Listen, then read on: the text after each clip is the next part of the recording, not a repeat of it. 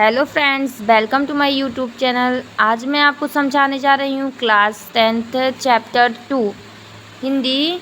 कल मैंने आपको चैप्टर 1 समझाया था, आज हम चैप्टर 2 पढ़ेंगे।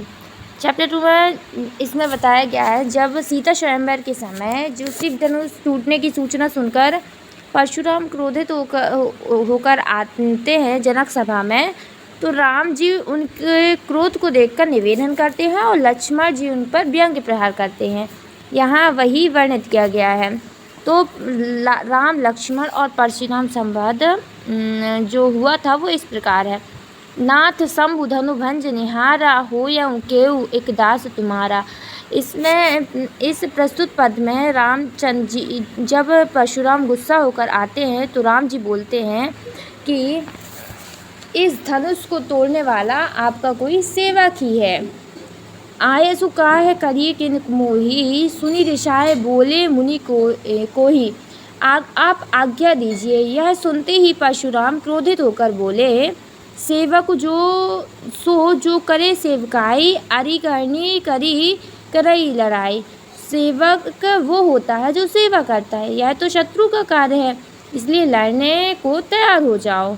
सुनहु राम जेहि शिव धनु तोड़ा, सहस्त्र बाहु सम सो रिपु मोरा।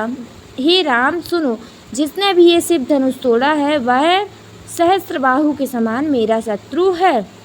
सो बिलगाऊ बिहाय समाजा, ना तामारे जय सब राजा।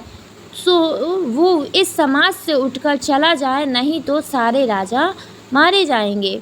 सुनी मुनि वचन लखन मुस्काने, बोले परशु धरहि अवमाने। तो परशुराम के क्रोधित बड़े वचन सुनकर राम जी के छोटे भाई लक्ष्मण जी मुस्कुराने लगे और परशुराम जी को अपमानित करते हुए कुछ शब्द कहने लगे। बहु धनु ही तोरी लड़काई, कबहू न असी रिस कीन्य गुसाई। हमने बचपन में अनेक छोटे छोटे धनुष तोड़े हैं, पर आपने कभी क्रोध नहीं किया। यही धनु पर ममता के हेतु सुनी रिसाए कह भृगकुल केतु। पर इसी धनुष पर आपकी क्या ममता है? आप इतना क्रोधित क्यों हो रहे हो? हे निपवालक काल वश, बोलत तो ही न संहार। धनु ही सम त्रिपुरारी धनु, विदित सकल संसार। तब परशुराम जी और क्रोधित हो गए और कहते हैं, हे राजपुत्र, तुम मृत्यु के वश में आकर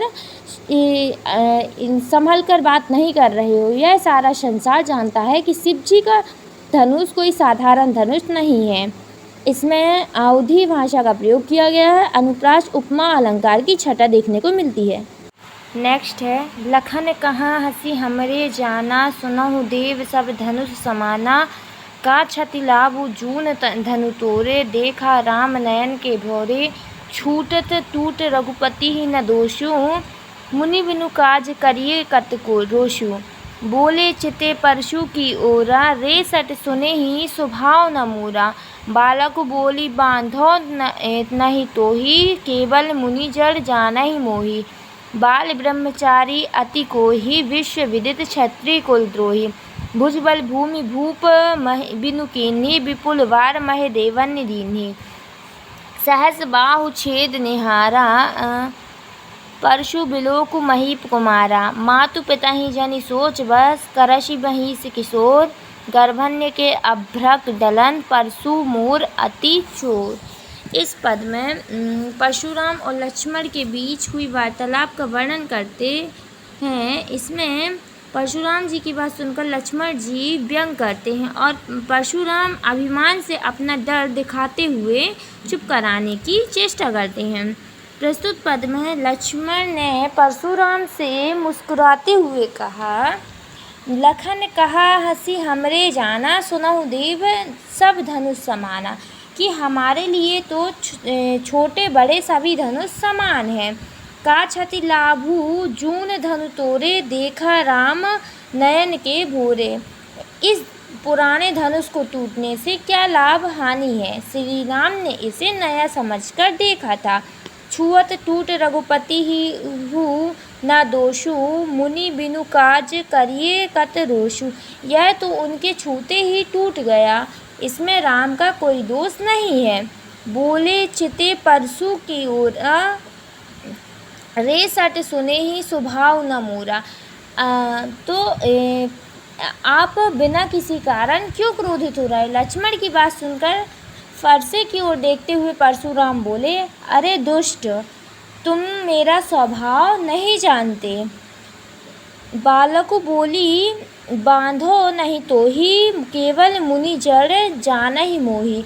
तुमको बालक जानकर मैं मान नहीं रहा हूँ, ये जड़ बुद्धि तुम मुझे मुनि मात्र मत समझो। बाल ब्रह्मचारी अति कोही, विश्व विदित क्षत्रिय कुलद्रोही। मैं बाल ब्रह्मचारी हूँ, अत्यधिक क्रोधित स्वभाव वाला हूँ। ये सारा संसार जानता है मैं क्षत्रियों का विरोधी हूँ। भुजबल भूमि भूप बिनु कीन्ही, विपुल बार महेदेवन्य दीन्ही। मैंने अपनी भुजाओं के बल से समस्त पृथ्वी को अनेक बार राजाओं से रहित कर दिया और कई बार इसे ब्राह्मणों को दे दिया। सहस्त्रबाहु भुज भेद छेद निहारा, परशु बिलोकु महीप कुमारा। सहस्त्रबाहु की भुजाओं को काटने वाला मैं ही हूँ। मेरे परशे को ध्यानपूर्वक देखो। मातु पिता ही जनि सोच वश, करसी महिष किशोर। गर्वन्य के अभ्रक दलन, परशु मोर अति घोर। मेरे इस फरसे को देखकर ध्यानपूर्वक देख लो। हे राजपुत्र, अपने माता पिता के लिए मरकर विचार का कारण न बनो। यह अत्यंत भयानक फरसा गर्भ के शिशुओं को भी नष्ट करने में सक्षम है। इसमें अवधी भाषा का प्रयोग हुआ, अनुप्रास अलंकारों का सुंदर वर्णन किया गया है। नेक्स्ट है, बेहसी लखनु बोले मृदुबानी, अहो मुनीस महाभट मानी। पुनि पुनि मोहि दिखाव कुठारू, चाहत उड़ावन फूकी पहारू। यहाँ कुम्हड़ बतिया कोउ नाही, जे तर्जनी देखी मरी जाही। देखी कुठारू सरासन बाना, मैं कछु कहा सहित अभिमाना। भृगुसुत समुझी जनेऊ बिलोकी, जो कछु कहाऊँ सहो ऋष रोकी। सुर महिसुर हरिजन अरुगाई, हमरे कुल इन पर न सुहाई। बंधे पापु अपकीरति हारे, मार तहु परिये तुम्हारे। कोटि कुलिस सम बचनु तुम्हारा, व्यर्थ धराहु धनु बाण कुठारा। जो बिलोकु अनुचित कहाऊँ, क्षमाऊ महामुनि धीर। सुनी सरोस भृगुवंश मणि, बोले गिरा गंभीर। इसमें लक्ष्मण ने मुस्कुराते हुए परशुराम जो गर्व की बात करते हैं, खुद स्वयं पर घमंड करते हैं, तो उन पर लक्ष्मण जी उसका करारा उत्तर मतलब व्यंग्य करते हैं, उसका वर्णन किया है। इसमें लक्ष्मण जी ने मुस्कुराते हुए मीठी वाणी से कहा, बिहासी लखनु बोले मृदुवानी, अहो मुनीस सु महाभट मानी। अहो मुनीश्वर, आप अपने को महान योद्धा मानते हैं। पुनि पुनि मोहि दिखाव कुठारू, चाहत उड़ावन फूंकी पहारू। आप मुझे बार बार फरसा दिखाकर डराना चाहते हैं। आपका यह प्रयास फूंक से पहाड़ को उड़ाने जैसा है। यहाँ कुम्भड़ बतिया को नाही, जे तर्जनी देखी मही जाही। यहाँ कोई काशी फल का छोटा सा फूल नहीं है जो तर्जनी उंगली को देखते ही मर जाता है। देखी कुठारू सरासन बाना, मैं कछु कहा सहित अभिमाना। आपके फरसा और धनुष बाण देखकर ही मैंने अभिमान पूर्वक कुछ कहा था। भृगुसुत समुझी जनेऊ बिलोकी, जो कछु कहाऊँ सहो ऋष रोकी। आपको भृगुवंश का समझकर तथा आपके जनेऊ को देखकर आप जो कुछ भी कहते हैं उसे अपना क्रोध रोककर मैं सहन कर लेता हूँ। सुर महिसुर हरिजन अरुगाई, हमरे कुल इन पर न सुहाई। जो उसे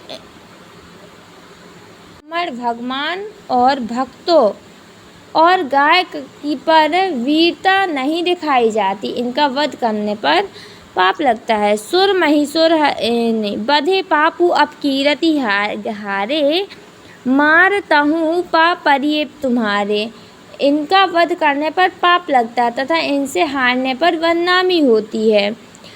कोटि कलुष सम बचन तुम्हारा, व्यर्थ धराऊँ धनु बाण कुठारा। इसलिए आपके वचन ही करोड़ों कठोर प्रहारों के समान है। आप धनुष बाण तथा फरसा तो बेकार में रखते हैं। इस जो बिलो की अनुचित कहाऊँ क्षमाहूँ महामुनि धीर, सुनी सरोस भृगुवंश मणि बोले गिरा गंभीर। ऐसा कहकर, इसको देखकर यदि मैंने कुछ गलत कह दिया हो तो हे मुनि उसे क्षमा कर दीजिए। यह सुनकर भृगुकुल के मणि परशुराम अत्यंत गंभीर वाणी बोले। इसमें अवधी भाषा का प्रयोग किया गया है। अनुप्रास, उपमा, अलंकार तथा चौपाई व दोहा छंद का वर्णन है। मुहावरे का भी सुंदर वर्णन किया गया है।